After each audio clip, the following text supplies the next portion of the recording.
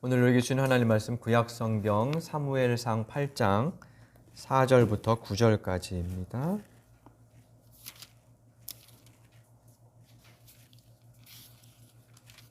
(8장) 4절부터 9절 한 절씩 교독하겠습니다.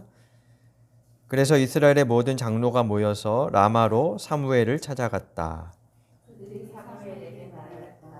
보십시오, 어른께서는 늙으셨고 아드님들은 어른께서 걸어오신 그 길을 따라 살지 않습니다. 그러므로 이제 모든 이방 나라들처럼 우리에게 왕을 세워주셔서 왕이 우리를 다스리게 하여 주십시오. 그러나 사무엘은 왕을 세워 다스리게 해달라는 장로들의 말에 마음이 상하여 주님께 기도를 드렸더니 주님께서 사무엘에게 말씀하셨다. 백성이 너에게 한 말을 다 들어주어라. 그들이 너를 버린 것이 아니라 나를 버려서 자기들의 왕이 되지 못하게 한 것이다. 그들은 내가 이집트에서 데리고 올라온 날부터 오늘까지 하는 일마다 그렇게 하여 나를 버리고 다른 신들을 섬기더니 너에게도 그렇게 하고 있다. 이제 그들의 말을 들어주되 엄히 경고하여 그들을 다스릴 왕의 권한이 어떠한 것인지를 알려주어라. 아멘. 지난 7월 2일에 사무엘상 앞에 책인 룻기를 공부했었는데요. 예배 장소 이전과 또 교육자 휴가 등으로 이제 오늘 룻기 다음 책 사무엘서를 함께 읽게 되었습니다. 룻기는 하나님을 왕으로 섬기지 않고 저마다 자기가 왕이 돼서 자기 뜻대로 살던 일종의 무법 시대였죠. 그런 사사 시대에 하나님을 따르는 룻과 보아스, 그들이 실천했던 헤세드를 통해서 어떻게 율법이 실행되고 또 모두에게 복이 임하는지 그런 이야기들을 다루고 있었어요. 그리고 룻기 4장 마지막 5절을 보면, 끝에서 마지막 5절을 보면 보아스의 족보, 다시 말하면 룻의 후손을 통해서 다윗이 태어났다는 기록으로 룻기가 끝나게 되지요. 그리고 룻기의 그 다윗의 이제로 룻기가 끝나면서 자연스럽게 사무엘서로 이제 이야기가 전개됩니다. 사무엘서의 그 이야기에서 다윗은 절반 정도가 지나서 등장해요. 전체가 31장까지인데 16장쯤 가면 다윗이 등장하긴 하지만 사무엘 상하 전체에서 중심 인물은 다윗이어서 룻기와 자연스럽게 연결하고 있죠. 물론 그 이스라엘 사람들이 사용하는, 그러니까 원래 히브리어로 되어 있는 구약 성경의 배열은 지금 우리가 갖고 있는 성경하고는 달라요. 이제 룻기가 그 사이에 들어있지 않고 이제 빠져 있는데 우리가 갖고 있는 성경을 기준으로 그런 편집 이제 여정을 우리가 확인해 볼 수 있죠. 자, 사무엘서를 그럼 한번 살펴보겠습니다. 사무엘서의 내용은 사사 시대에서 왕정으로 이어지는 역사를 사무엘과 사울, 다윗을 중심으로 기록한 책인데, 이때 이제 그 역사를 기록하는 중요한 역사관이 있죠. 신명기적인 역사관에 입각해서 책을 기록하고 있습니다. 전에 우리 서두에서 이런 말씀을 드렸었는데, 처음에 이스라엘의 역사책은 크게 두 개의 역사관으로 나눠요. 하나는 신명기 계열의 역사책, 하나는 역대기 계열의 역사책, 이렇게 나눕니다. 그래서 신명기 계열의 역사책은 여호수아, 사사기, 사무엘, 열왕기까지, 그리고 역대기 계열은 역대, 상하, 에스라, 느헤미야, 이렇게 둘로 나눕니다. 이렇게 쭉 훑어보면 크게 차이점을 못 느끼는데 역대기 기자의 사관이 좀 더 보수적이라고 할 수 있어요. 그래서 그냥 사실 자체로만 따지면 이 신명기계 역사책이 조금 더 사실에 가깝고, 물론 이것도 오늘날 얘기하는 팩트 체크처럼 그 아주 그냥 객관적인 사실일 수는 없고요. 모든 역사 기록은 해석된 것이라 이제 해석된 사실이죠. 근데 그 해석이 어떤 관점에서 해석된 것이냐에 따라서 이제 이렇게 보도가 다르잖아요. 지금 우리가 이제 매스컴에서 보는, 이제 확인하는 것이 그런 것들인데요. 그 이제 미디어의 정체 혹은 그 사회관, 정치관 이런 거에 따라서 보도의 그 초점과 줄거리가 달라지는 것처럼 성경도 그런 역사관을 가지고 있다는 거죠. 근데 열왕기 여호수아부터 열왕기까지는 신명기적인 역사관에 입각해서 역사를 평가하고 있다는 겁니다. 그럼 신명기적인 역사관은 뭘까요? 신명기를 뭐 간단히 요약하면 하나님과의 언약에 충실하면 복을 받고 충실하지 않으면, 그러니까 순종하지 않으면 화가 임한다라는 것이에요. 그런 인과율적인 그 신앙으로 이제 신명기가 대표될 수 있는데 그런 사상에 입각해서 역사 전체를 평가하고 있다는 거죠. 그래서 뭐 나중에 이제 사무엘 하와 열왕기 상하를 보면 왕들의 이야기가 많이 나오는데 이 왕들에 대한 평가를 딱 한 가지 관점에서만 하죠. 종교적으로 얼마나 충실했느냐. 나라를 뭐 잘 살게 했더라도 부국강병을 이루었더라도 종교적인 충실성 면에서 기준에 미치지 못하면 그는 악한 왕으로 그렇게 평가가 되는 것이고 결정적으로는 그러한 이유들이 차곡차곡 쌓여서 결국 나라가 망했다 이렇게 이야기를 하고 있지요. 그 중에 이제 서론격인 사무엘 상하는 왕정이 시작되는 과정을 다루고 있고요. 연대 시대 배경을 좀 살펴보면 다윗의 재위 기간이 기원전 1010년이나 1004년 정도 재위를 해서 40년 정도 다스렸어요. 그래서 965년경 솔로몬으로 이제 왕이 바뀌었는데 그것을 기준으로 삼으면 사무엘 상에는 다윗 앞에 사울 그리고 사무엘이 나오니까 한 기원전 1050년 전후부터 다윗 통치 말년 기원전 960년쯤까지가 이제 배경이죠. 이때 우리나라는 어떤 시대였을까요? 우리나라 고대 역사 기록을 이렇게 살펴보니까 이때가 당군 왕조가 쭉 이어지는 당군 왕조가 쭉 계속 이어지다가 고구려가 세워진 게 기원전 한 100년 요때쯤 있죠. 그러니까 되게 아주 우리 생각으로는 되게 오랜 전으로 그죠? 근데 성경 읽을 때는 그런 시대관이 별로 없어. 그죠? 막 다 그게 오늘 얘기 같고 며칠 전의 이야기인 것 같고 뭐 이런 것도 있고 성경은 그 연대가 언제쯤이다라고 이렇게 기록하지 않아서 사실 우리가 읽으면서 사무엘서나 혹은 저 열왕기하 맨 끝에는 벌써 500년 정도의 기간 차이가 나는데도 그런 그 배경을 좀 이렇게 무시하는 경향이 있죠. 그래서 그걸 좀 참고 삼아 기억하면 시대가 굉장히 많이 바뀌었구나. 우리로 치면 400년 전과 지금은 너무 다르잖아요. 그죠? 그래서 그런 것을 조금 염두하고 우리가 성경을 좀 읽고 또 해석할 필요가 있다는 그런 말씀 좀 드리고요. 자, 그러면 이제 사무엘서의 내용을 한번 살펴보겠습니다. 제목이 사무엘이죠. 아까 말씀드렸지만 사무엘은 16장 이후로 거의 등장하지 않고요. 16장부터는 다 다윗에 관한 이야기입니다. 근데 제목을 사무엘로 붙인 이유는 우선 탈무드에 보면 사무엘상을 사무엘이 기록했다고 그렇게 이제 전해져요. 근데 그것은 사실이 아니라고 생각되고 이 사무엘이 사울과 다윗에게 기름을 부어서 왕이 되게 하죠. 그렇게 이제 왕정이 시작됨으로 되는데 매우 크고 결정적인 역할을 했다는 점에서 책 전체를 아마 사무엘의 이름으로 그렇게 제목을 붙인 것 같아요.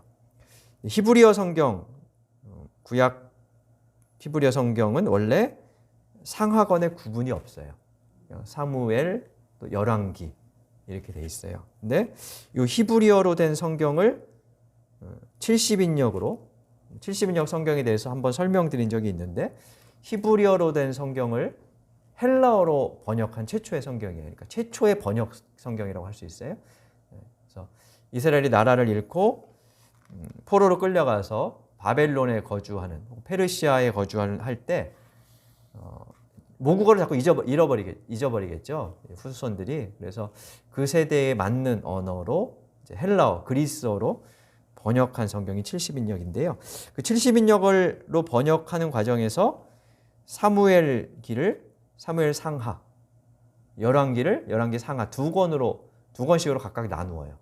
그리고 제목을 왕국 1서, 왕국 2서, 왕국 3서, 왕국 4서 이렇게 붙였는데 요거를 나중에 이제 사무엘 상하, 열왕기 상하 이렇게 우리 성경에는 제목이 붙여지게 된 거죠. 사무엘서의 구조는 비교적 단순한데요. 크게 세 부분으로 나누어 볼 수 있어요. 사무엘상 1장부터 7장까지는 엘리와 사무엘 시대의 제사장이었던 엘리와 그의 두 아들 그리고 사무엘을 비교해요. 그리고 8장부터 15장은 사무엘과 사울을 비교해요. 그리고 16장부터 마지막 31장까지는 사울과 다윗을 비교해요. 그리고 이 사무엘 하는 전체가 다윗의 통치 이야기로 그렇게 구성이 되어 있어요. 근데 여기서 특징적으로 좀 살펴볼 내용은 뭐냐 하면 사무엘상 8장부터 15장 사무엘과 사울 이야기에서 사울의 인생 패턴이에요. 9장, 10장, 11장에는 사울이 왕으로 세움받고 전쟁에서 계속 승리하는 이야기가 나와요. 사울의 상승 곡선이죠. 근데 13장부터 15장에는 사울이 계속해서 쇠퇴하는 장면이 나와요. 크게 두 차례의 불순종으로 하나님께서 1차적으로는 왕으로 세운 걸 후회하시고 두 번째로는 이제 너를 버렸다 이렇게 말씀하시는 장면이 사무엘상 13장에서 15장까지에 기록되어 있고요. 재미있는 것은 다윗의 이야기도 같은 패턴으로 기록하고 있다는 거예요. 그래서 사무엘 하를 읽어보면 사무엘하 1장부터 10장까지는 사무엘하 2장에서 다윗이 왕이 되고 계속 상승 곡선을 그려요. 전쟁마다 승리하고 하나님께서 어디를 가든지 이기게 해주시고 이런 장면이 펼쳐지다가 13장부터 20장까지에는 계속해서 다윗이 쇠퇴해요. 집안에 그 맏아들이 이복 여동생을 성폭행하는 사건이 벌어지고 아들 압살롬이 형 암논을 죽이고 반란하는 그런 장면들이 펼쳐지면서 다윗이 궁에서 쫓겨나고 도망다니는 그런 쇠퇴 과정이 쭉 펼쳐지죠. 그래서 솔로몬의 이야기, 열왕기서에 나오는 솔로몬의 이야기도 같은 패턴이에요. 솔로몬이 쭉 성전을 건축하고 상승하다가 11장을 기점으로 쇠퇴해요. 그래서 요 세 이야기, 사울, 다윗, 솔로몬 이야기는 그러니까 인물들이 이렇게 위로 상승하다가 어느 시점에서 쇠퇴하고 있는 그런 식으로 편집되어 있어요. 실제로 그들의 인생이 그랬을 수도 있고 어떤 학자들은 아마 저자들이 무언가를 강조하려고 인생을 이들의 이야기를 이렇게 패턴화 시켰을 것이다라고 이제 그렇게 보기도 하죠. 그래서 이제 결정적으로 그렇게 쇠퇴하는 그 기준점들이 있겠죠. 그 기준점들은 뭐냐면 각각 범죄 사건들이에요. 사울의 경우는 사무엘을 기다리지 않고 자기가 그냥 임의로 제사를 드렸던 사건, 그리고 모든 것을 진멸하라는 명령을 어겼던 이야기, 그것을 기점으로 쇠퇴하고요. 다윗은 어떤 사건 이후로 쇠퇴할까요? 다윗의 이야기는 다윗이 우리아의 아내 밧세바를 범하는, 그와 동침하는, 그리고 충성스러웠던 부하 우리아를 죽이는 그 이야기로부터 그게 이제 딱 사무엘하 11장에 나와요. 10장까지 상승하다가 11장에서 그 결정적인 범죄 사건이 벌어지고 그리고 나서 이제 쇠퇴하는 거죠. 솔로몬의 이야기도 우상 숭배를 기점으로 솔로몬이 쇠락하는 과정을 이제 보여주고 있어요. 셋 다 같은 패턴이라면 이 신명기적 역사관을 가졌던 최종 저술 편집자들의 의도가 저술 목적이 여기에 숨어 있다고 볼 수 있죠. 아마도 그들은 하나님께 대한 거역과 범죄가 개인의 인생에 그리고 더 나아가서는 국가에 나라에 어떤 영향을 미치는지 그것을 보여주려고 했던 것일 거예요. 그래서 여기서 이제 패턴이 셋 다 같다면 패턴이 동일할 때 뭔가 하나 이렇게 다른 점을 찾는 것이 중요해요. 그 다른 점을 이제 강조하는 거예요. 어떤 작품을 볼 때 똑같은 패턴으로 다 돼 있는데 어디 한 군데가 이렇게 뭔가 색다른 것이 있다면 이제 그게 딱 눈에 띄죠. 그래서 그런 것을 이제 찾는 게 중요한데 나중에 다시 보겠지만 이 세 인물들의 공통적인 패턴에서 다윗에게만 나타나는 하나의 차이가 있죠. 그건 뭐냐면 다윗이 범죄 후에 예언자 나단의 책망을 듣고 회개했다는 점이에요.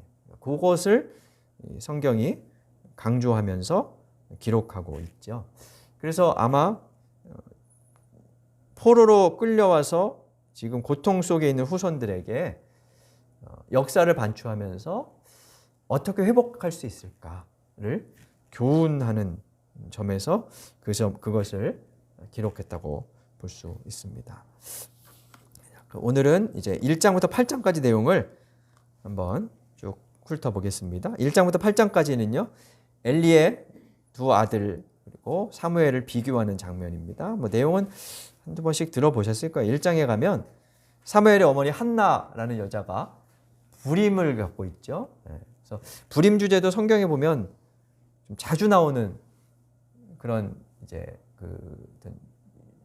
이야기 요소 중에 하나죠. 창세기에도 보면 뭐 사라, 리브가 여러 인물들이 불임을 겪고 그래서 이 불임은 그 인생의 어떤 고통 혹은 더 나아가서는 국가의 암울한 상황들 뭐 이런 것들을 이제 보여주는 하나의 문학 장치라고도 볼 수 있어요.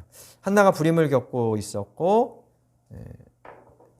당시에 실로라는 이제 성소가 있었던 곳에 와서 기도하죠. 그리고 사무엘을 얻게 됩니다. 2장에 가면 한나가 사무엘을 얻은 후에 하나님께 기도하며 찬양하는 한나의 찬양이 나와요. 매우 중요하게 다루는 구약 학자들이 중요하게 다루는 그런 이제 노래 중에 하나인데 이 한나의 사무엘상 2장에 나오는 한나의 노래가 나중에 보면 신약의 누가복음에서 그 마리아가 부르는 찬가하고 연결돼요. 그래서 주제적인 면이나 이런 것들 그래서 중요하게 이제 다루는 것인데 사무엘기에서 보면 사무엘상 2장에 지금 한나의 노래가 나오죠. 한나의 찬양이. 그리고 사무엘하 22장에 가면 다윗의 노래가 나와요. 그러니까 사무엘 상하가 지금 우리는 둘로 보지만 하나였다고 말씀을 드렸잖아요. 그럼 이 하나로 보면 서두와 결론, 마지막 부분을 비슷한 주제를 담은 노래로 이렇게 감싸고 있는 거예요.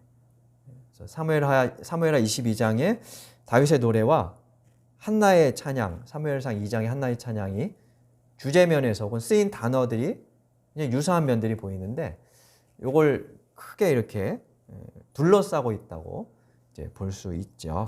이 내용은 나중에 다시 한번 살펴보도록 그렇게 하겠고요.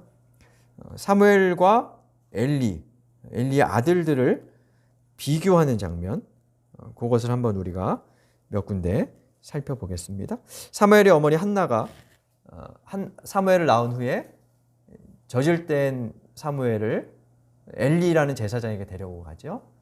그리고 나시린으로 이 사무엘을 드리고 그를 키워달라고 합니다. 그래 그때부터 사무엘은 엘리 아래에서 제사장으로서 이제 교육을 받게 됩니다. 근데 여기서 엘리와 사무엘, 엘리의 두 아들과 사무엘이 비교되는데요. 몇 구절만 한번 살펴보겠습니다. 사무엘상 2장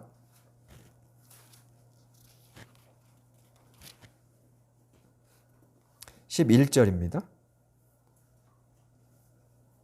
사무엘상 2장 11절, 12절 같이 읽어보겠습니다. 엘가나는 라마에 있는 자기의 집으로 돌아갔으나 사무엘은 제사장 엘리 곁에 있으면서 주님을 섬기는 사람이 되었다. 엘리의 아들들은 행실이 나빴다. 그들은 주님을 무시하였다. 11장의 엘가나는 한나의 남편입니다. 그러니까 한나와 엘가나 남편이 사무엘을 성소의 제사장 엘리에게 맡겼다 이거고요. 사무엘은 11장에 보면 사무엘은 주님을 섬기는 사람이 되었어요. 근데 12장에서 바로 이어서 엘리의 아들들에 대한 이야기가 나오죠. 그들은 제사장의 아들이었음에도 불구하고 행실이 나쁜 하나님을 무시했던 그런 인물들이었습니다. 같은 패턴이 17절, 18절에도 반복되고요. 22절부터 26절까지에도 보면 엘리의 아들들과 엘리, 사무엘을 계속 이렇게 비교하면서 이야기를 전개하고 있는 것을 우리가 확인할 수 있어요. 3장에 가면 제사장 엘리는 눈이 어두워 있었고 사무엘은 하나님의 음성을 듣는 그런 장면이 기록이 되어 있지요. 3장을 한번 볼까요? 3장 1절. 3장 1절, 2절 같이 읽어보겠습니다. 어린 사무엘이 엘리 곁에서 주님을 섬기고 있을 때이다. 그때에는 주님께서 말씀을 해주시는 일이 드물었고 환상도 자주 나타나지 않았다. 어느 날 밤 엘리가 잠자리에 누워있을 때였다. 그는 이미 눈이 어두워져서 잘 볼 수가 없었다. 근데 3절에 보면 사무엘은 하나님의 교회가 있는 주님의 성전에서 누워있었다. 이렇게 이야기해요. 엘리가 눈이 어두웠다는 것은 아마 시대의 암울함을 엘리를 통해서 보여주는 것일 거예요. 그리고 제사장이라면 어떤 영적인 깨어있음이 필요한데 그렇지 않음을 보여주죠. 그러면서 엘리는 하나님의 음성을 듣지 못해요. 뒤에 나오는 이야기를 보면 사무엘에게, 성소에서 잠자리에 들어있던 사무엘에게 하나님의 소리가 들리고 그에게 하나님이 말씀하시는 그런 장면이 펼쳐지죠. 이렇게 해서 이제 사무엘이 전 국토의 예언자, 사사, 제사장의 역할을 하는 인물로 부각이 되고 있습니다. 그 이야기가 이제 사무엘상 3장 20절부터 21절에 기록되어 있어요. 재미있게도 이 말 여기를 찾아보면 사무엘의 말이 한마디도 땅에 떨어지지 않고 다 이루어졌다 이러면서 사무엘의 활동을 묘사하고 있죠. 그리고 4장부터 7장까지는 사무엘의 통치를 요약하는데 여기에는 에베네셀 전투 장면을 이제 앞뒤에 배치하면서 이것도 이렇게 법계 이야기를 감싸고 있어요. 에베네셀 이야기는 지난 7월 16일에 간단히 설교를 한 적이 있는데 그 전투 장면이 첫 번째는 실패하고 사무엘이 참전한 전투에서 승리하죠. 그러면서 사무엘의 활동을 이제 강조하고 있고요. 여기서 사무엘은 이스라엘의 예언자이자 사사이며 제사장으로서 역할을 수행하는 그런 모습을 우리가 이제 볼 수 있어요. 이 예언자, 사사, 제사장, 사사는 뭐 통치자라고 할 수 있으니까요. 이게 사무엘에게 하나로 뭉쳐졌다가 왕이 생기면서 이 권력이 분할돼요. 그걸 이제 나중에 한번 다시 보도록 하겠습니다. 오늘 이제 이어서 8장을 잠시 훑어보겠습니다. 사무엘의 통치 이야기를 쭉 7장까지 해서 하면서 7장 마지막 부분, 7장 15절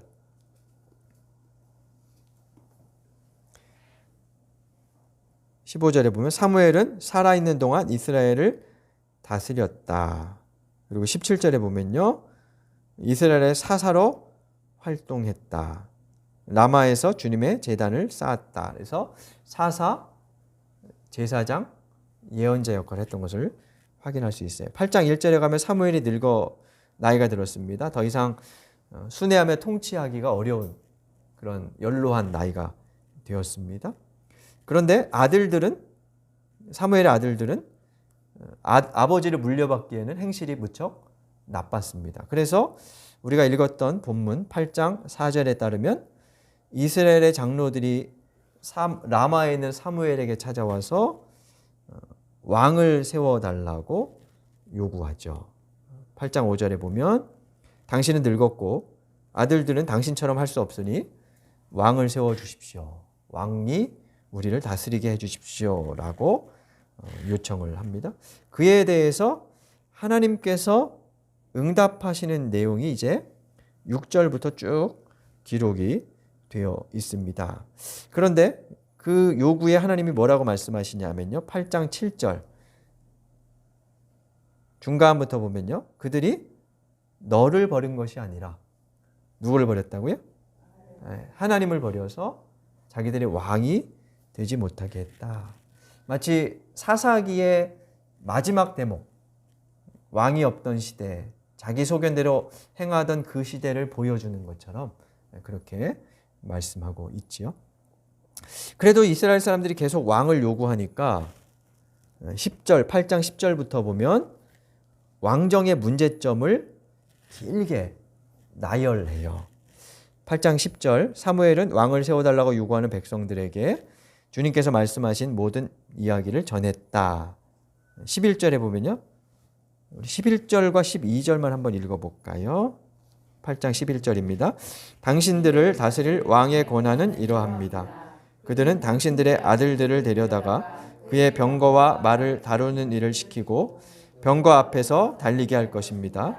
그는 당신들의 아들들을 부장으로 임명하기도 하고 왕의 밭을 갈게 하기도 하고 곡식을 거두어 드리게도 하고 무기와 병거의 장비도 만들게 할 것입니다. 13절에 보면 당신들의 딸을 데려다가 향유를 만들고 요리도 시키고 빵도 굽게 할 것입니다. 무슨 내용 이야기인가요? 넘어가 버렸어요. 잠깐만. 그러니까 왕이 한마디로 백성들을 자기 이제 부역과 뭐 이런 거에서 부린다는 거죠. 데려다가라는 표현을 8장 11절부터 17장까지 여러 번 하고 있어요. 아들들을 데려다가, 딸을 데려다가, 너희 밭을 갖고 와서 뭐 이런 식으로 이야기해요. 예전 성경은 취한다, 뭐 혹은 빼앗는다, 뭐 이런 식으로 표현되어 있어요. 그러니까 왕은 한마디로 빼앗는 사람이라는 그런 기록을 이야기하죠. 그래서 이것은 하나님과 이 왕의 차이점을 보여주는 것이에요. 하나님은 지키시는 분임에 관해서 왕은 빼앗는 존재다 하는 거예요. 그리고 그렇게 빼앗는 왕의 모습을 다윗에게서 하나 볼 수 있어요. 다윗의 범죄 사건은 신하의 아내를 빼앗은 일이었어요. 그리고 열왕기서에 보면 아합이라는 역대 최고의 악한 왕이 하나 나와요. 북이스라엘의 왕이었는데 그 아합이 했던 악한 일들 중에 하나가 뭐였냐면 나봇이라는 사람의 포도원을 빼앗는 일이었어요. 그러니까 왕은 빼앗는 존재다. 이것을 보여주면서 그래도 너희들 왕이 필요하냐? 라고 이렇게 되묻는 거죠. 근데 이스라엘 사람들은 그럼에도 뭐라고 말합니까? 8장 19절에 보니까 이렇게 일러주어도 백성들은 사무엘의 말을 듣지 않고 그렇지 않습니다. 우리에게도 왕이 있어야겠습니다. 하고 여러 차례 요구하죠. 그래서 결국 하나님께서 이스라엘 사람들의 요구를 들어주시고 그러니까 마지못해 왕을 세우세요.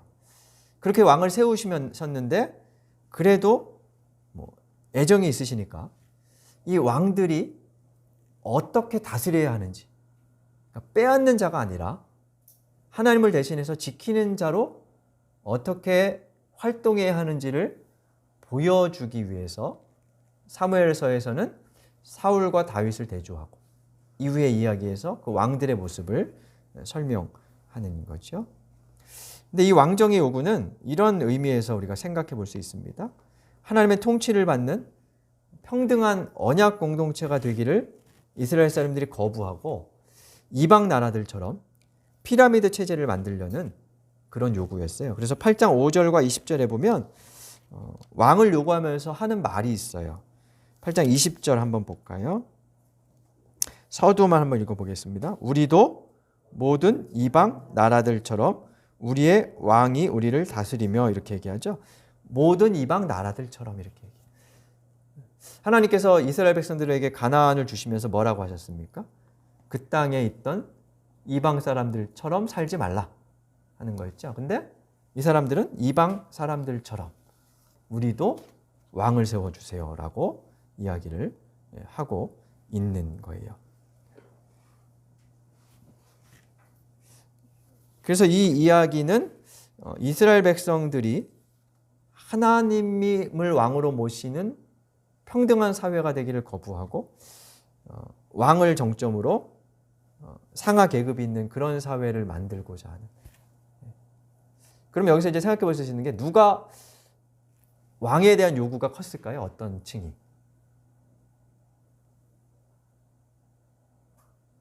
가진 게 많은 사람들이 왕을 요구했을까요? 가진 게 없는 사람들이 왕을 요구했을까요? 가진 게 많은 사람들이 왕을 요구해요. 왜냐? 사사기를 보면 여러 차례 적의 침입을 받죠. 사사시대는 절대 왕이 없는 느슨한 공동체였어요. 상비군이 없어요. 그래서 사사기에는 그 적의 침입을 종교적인 측면에서만 불순종의 결과로 이제 다루지만 사실 다른 측면에서 보면 그만큼 이스라엘 사회는 적의 침입에 취약했다는 거예요. 국방이 허술했다는 거죠. 상비군이 없으니까. 그래서 이스라엘 사람들이 정착하면서 뭐 좀 살다 보면 이제 어느 정도 개인의 능력에 따라서 재산이 쌓이는 사람도 있고 그렇지 않은 사람도 있고 그러겠죠. 그러니까 어느 정도 이렇게 차이가 생겼을 겁니다. 적이 침입해 왔을 때 누가 더 많이 뺏겨요? 많이 갖고 있는 사람들이 많이 뺏기잖아요. 그럼 그 말을 뒤집으면 지켜야 할 것이 많은 사람들이 왕을 요구하게 되어 있다는 거예요. 내 것을 지키기 위해서 어떻게 보면 그것을 지켜주시는 하나님을 의지하지 않고 지켜줄 또 다른 존재를 이스라엘 사람들이 찾고 있었다는 거죠. 가난한 사람들보다 가진 사람들이 빼앗길 확률이 많은 사람들, 그러니까 지켜야 할 것들이 많은 사람들이 왕을 찾습니다. 그런 모습을 우리가 이 8장에서 확인해 볼 수 있고요. 이 이야기는 나중에 사무엘상 30장하고 비교해 볼 수 있어요. 내 것을 지키고 빼앗기지 않으려고 하는 자들과 사무엘상 30장에 보면 다윗이 피난하면서 공동체가 형성되는데 이 공동체의 모습을 보면 전리품을 강자와 약자 구분 없이 나누는 모습을 보여줘요. 여기서 다윗은 나누어 주는 자로 나와요. 그 공동체의 모습과 비교해 볼 수 있죠. 아마 그것이 하나님이 원하시는 공동체의 한 단면이지 않았을까 이렇게 생각해 볼 수 있고요. 마지막으로 이런 왕의 빼앗는 자로서의 왕을 견제하기 위해서 보완하기 위해서 생긴 제도가 예언자 제도였어요. 제도라기보다 이제 자연 발생적으로 예언자 그룹이 생겨서 이들이 율법에 근거해서 왕들을 견제하기도 하고 이끌고 견책하기도 하고 가야 할 방향이 이쪽입니다. 이렇게 하기도 하고 견인하기도 하고 책망하기도 하고 뭐 이러면서 이제 이야기가 전개되죠. 그래서 지금까지는 예언자들의 이름이나 활동이 거의 나오지 않았는데 이제 사무엘 하부터는 우리가 익히 알고 있는 예언자들의 이름들이 많이 나오죠. 나단, 엘리야, 엘리사 이런 인물들이 후대에 이제 기록이 되어 있고요. 그리고 이사야라든지 호세아라든지 이런 인물들도 대부분 이 왕정 시대에 활동했던 그런 예언자들이었던 것을 우리가 알 수 있죠. 하나님은 이런 과정을 통해서 그래도 이스라엘 사회가 어쩔 수 없이 왕을 세우긴 하지만 그 왕들이 하나님의 통치 아래에 있는 다른 나라들처럼 절대 왕이 아니라 하나님의 통치 아래에 있는 그래서 하나님을 잘 대리하는 사람들이 되기를 바라셨던 거죠. 그게 하나님의 뜻이었습니다. 근데 이스라엘 사람들이 그 과정에서 실패했고 나라가 망했습니다. 그래서 성경은 그 역사를 다시 밟지 않기 위해서 어떻게 해야 하는지를 보여주는 거죠. 이스라엘 사람들은 자신들의 재산, 인생을 지키기 위해서 진짜 지켜주실 힘과 능력이 있으신 하나님을 버렸습니다. 근데 그 결과 하나님도 나중에 보면 이스라엘을 버리시죠. 이스라엘은 그런 실패를 반복합니다. 사무엘기는 그 시작을 우리에게 보여주면서 실패한 왕정의 역사를 반추하게 합니다. 그리고 이렇게 묻는 거죠. 누가 이스라엘의 왕일까? 돌아보니 사람 왕이 진짜 왕이 아니었구나. 누가 우리를 지켜주는가? 혹은 무엇이 우리를 지켜주는가? 라고 그 시대의 사람들에게 또 우리에게 묻고 있는 거죠. 지켜야 할 것이 많아서 불안하거나 혹은 그래서 또 다른 뭔가 강구책을 자꾸 찾는 그것이 우리의 인생이지요. 그러나 그럼에도 불구하고 결국 내 스스로 내 인생을 지킬 수 없고 뭐 교회도 마찬가지죠. 내가 나를 지킬 수 없고 우리가 교회를 지킬 수 없다는 것, 자녀들의 인생을 내가 지킬 수 없다는 것, 뭐 이런 것들 우리가 다시 한번 되새겨 보면 좋겠습니다. 저는 가끔 지킬 것이 없는 삶을 살면 어떨까 하는 생각을 좀 합니다. 지킬 것이 없으면 속이 좀 편할 것 같아요. 근데 다 그렇진 않아요. 지킬 것이 있으면 그대로 불안하고, 지킬 것이 없으면 또 그대로 또 불안할 수 있죠. 지킬 것이 있는 것이나 없는 것이나 사실은 신앙을 기복화할 수 있다는 관점에서는 비슷할 수 있어요. 있으면 있는 대로, 없으면 없는 대로 뭔가를 찾게 되기 때문이죠. 그래서 그렇게 인생을 혹은 우리의 신앙을 변질시키지 않기 위해서 우리는 정말 나를 지켜주시는 분이 누구일지, 우리 공동체를 지켜주시는 분이 누구인지를 다시 한번 이 말씀에 비추어 생각할 수 있기를 바랍니다. 그래서 지킬 것이 있건 없건 하나님 때문에 마음이 넉넉하고 든든한 그런 삶을 살아가시는 여러분들이 되시기를 주님의 이름으로 축원합니다. 주신 말씀 생각하며 다짐의 기도 드리겠습니다.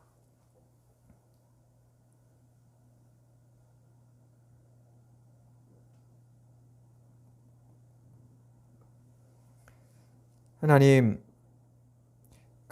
자신들이 가진 것을 지키기 위해 하나님을 버렸던 이스라엘의 어리석은 역사를 우리가 말씀을 통해 보았습니다. 그들을 어리석다 하면서도 우리도 그런 과정을 반복하고 있지는 않은지 돌아봅니다.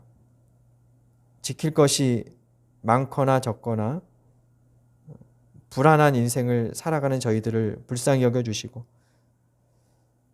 저희들이 가진 것 그 너머에서 정말 우리를 지켜주시는 분이 하나님이시라는 것을 다시 한번 기억할 수 있도록 도와주옵소서. 그래서 우리를 지켜주시는 하나님 때문에 든든한 마음으로 주어진 길을 가는 저희가 되게 하여 주옵소서. 예수님 이름으로 기도드립니다. 아멘.